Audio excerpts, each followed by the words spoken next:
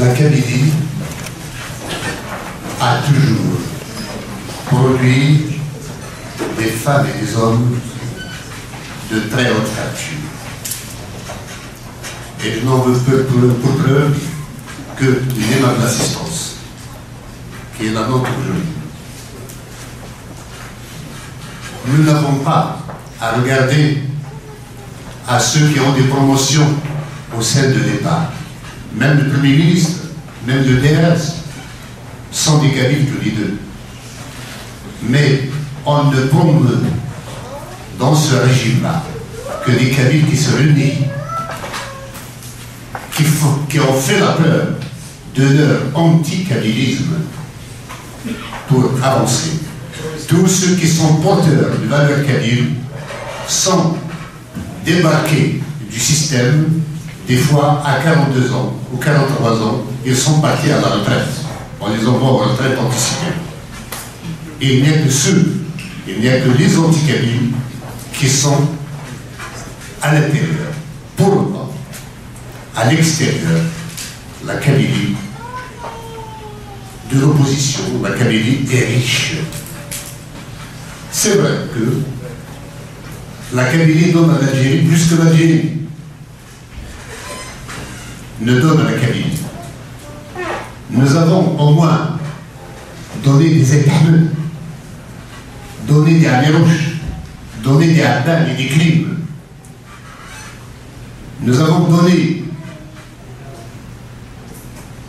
des Mamri, des Djaout, des Pharaons, des Amrouches. En contrepartie, on nous a donné la mort. On nous a donné la discrimination. On nous a donné le racisme. La Kabylie investit toujours dans l'intelligence et c'est en ce sens que personnellement je suis convaincu qu'elle ira dans le sens de sa liberté, pour ne pas dire dans le sens de sa libération, comme a dit Delmoulou. Le bilan du gouvernement provisoire kabyle avec les instances internationales. Le gouvernement n'existe que depuis 2010, mais notre action diplomatique est bien antérieure. Et vous avez vu que j'ai été reçu déjà en 2003 au département d'État américain, comme à l'Assemblée du Québec, par exemple. Mais depuis que nous avons formé le gouvernement, j'ai été reçu de nouveau au département d'État américain, au mois de mai dernier, oui, ainsi que au Congrès et au Sénat. Nous avons été reçus à l'Assemblée nationale française. Nous avons été reçus au Quai d'Orsay. Nous avons été reçus au Parlement européen. Et à chaque fois, nous entretenons les contacts que nous avons réalisés.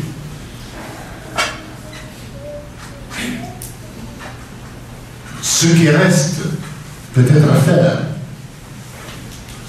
c'est que c'est une introduction au niveau de l'ONU, même si, avant de créer le gouvernement provisoire, j'ai pris la parole à l'ONU dans le cadre des peuples autochtones. Et l'Algérie en était étranglée.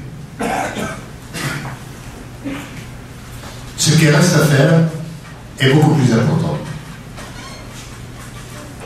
Nous avons à fidéliser un certain nombre d'organisations humanitaires comme Amnesty International, la Fédération internationale des droits de l'homme, mais surtout à Human Rights Watch qui apparemment n'a pas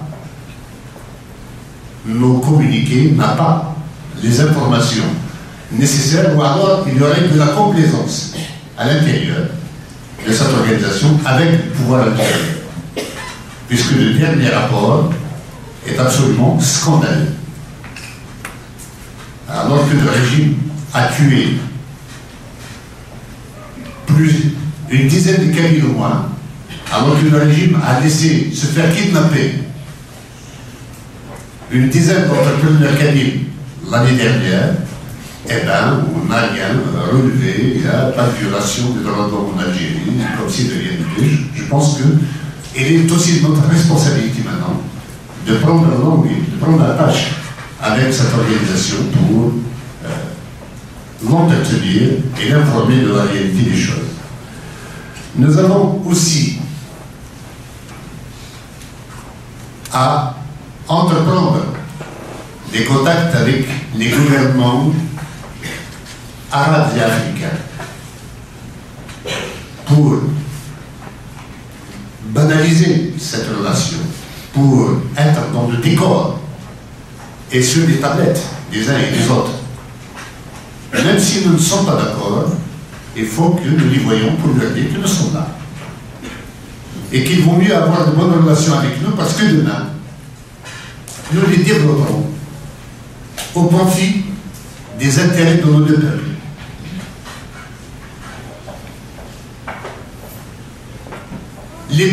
Les pays africains sont beaucoup plus, disons, fragiles. Et notre discours risque de ne pas recevoir tout l'intérêt qu'il mérite. Vous avez tous vu, j'ai écrit le livre Le siècle identitaire, dans lequel j'ai montré, malheureusement pour eux, que tous les pays anciennement colonisés vont se reconfigurer, vont se disloquer, vont se défaire au profit de nouveaux États, de nouveaux pays qui vont se créer par la volonté des peuples auxquels l'histoire a fermé la porte au nez jusqu'à la chute du mur de Berlin. Lazarou vient d'en donner l'exemple et ce n'est que le début. Bientôt, toute l'Afrique et toute l'Asie, anciennement colonisée, entrera en ébullition pour que les peuples aspirant à leur existence et déterminés à l'arracher agiront sous l'impérieuse poussée de l'histoire.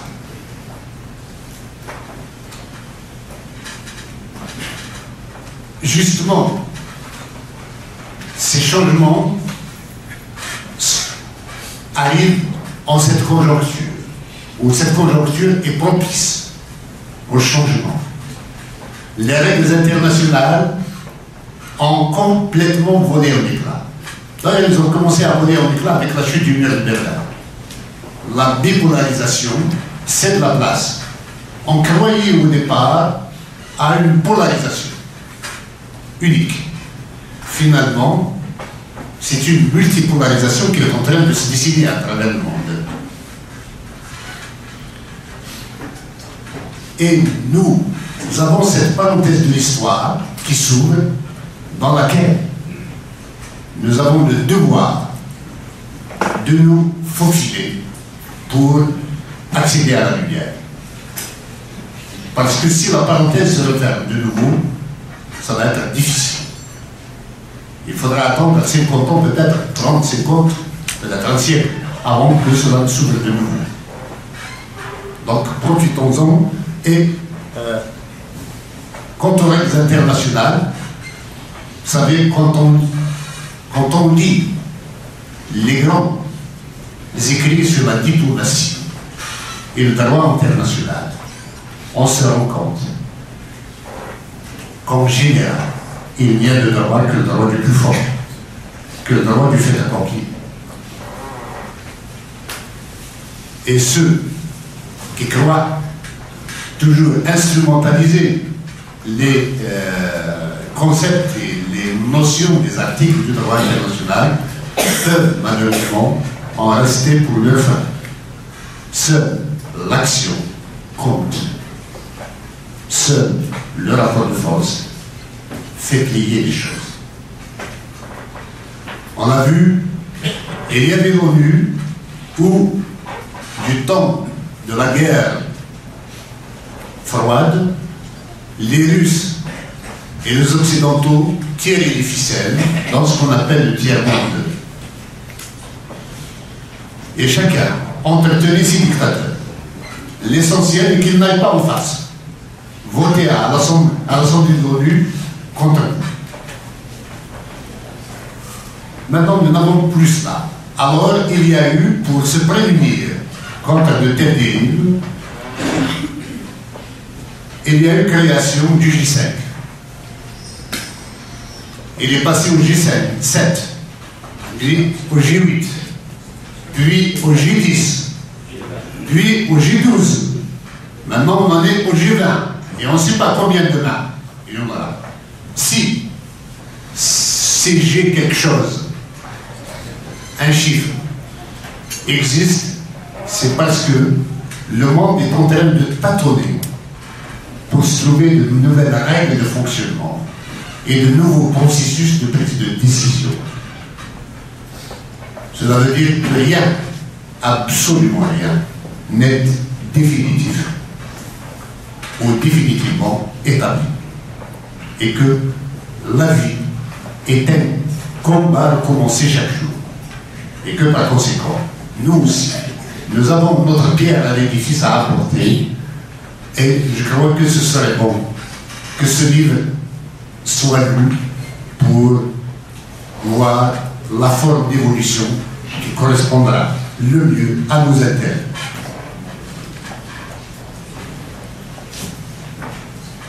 L'un de nos amis a parlé tout à l'heure du modèle économique et des richesses de la Kabylie. La Kabylie est immensément riche par ses ressources naturelles qui sont tues. Pour le moment, on n'exploite que la richesse hydraulique et une mine de zinc et plomb, la 7e plus importante mine au monde, qui est à Talaouza, exploitée par des Australiens, sans aucune retombée économique ou financière pour la Kabylie.